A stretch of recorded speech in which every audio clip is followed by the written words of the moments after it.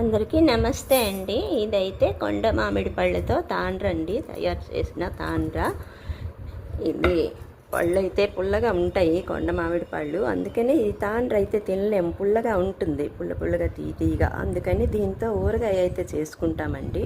బెల్లం పాకం పెట్టేసి అందులో జీలకర్ర, వేయించిన జీలకర్ర పొడి చేసేసి ఉప్పు కారం బెల్లం పాకం తీసేసి వేస్తాము. చాలా రోజులు నిల్వ ఉంటుంది, బయటే ఉంచవచ్చు, ఫ్రిడ్జ్లో ఉండాల్సిన అవసరం లేదు. ఇప్పుడు ఇది చిన్న ముక్కలుగా కట్ చేసేస్తామన్నమాట. ఇదిగోండి, ఇలా ముక్కలు అయితే చిన్న చిన్న ముక్కలుగా ఇలా కట్ చేసేసుకుంటాము. ఈ ముక్కలు కట్ చేశాను. జీలకర్ర వేయించి పొడి చేశానండి. ఫ్రెష్ది అయితే బాగుంటుంది. దీనికి బెల్లం మాత్రమే పాకం పెడతాము.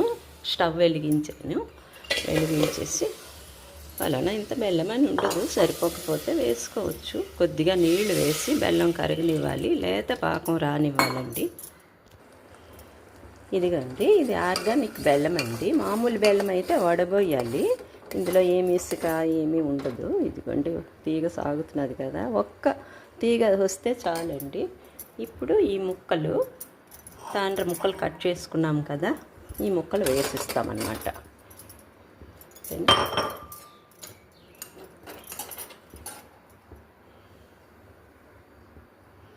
దీంట్లో జీలకర్ర వేయించి పొడి చేసుకున్న జీలకర్ర వేయాలండి.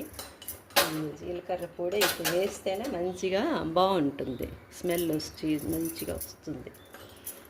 కలపాలి. ఉప్పు కారం, దీనికి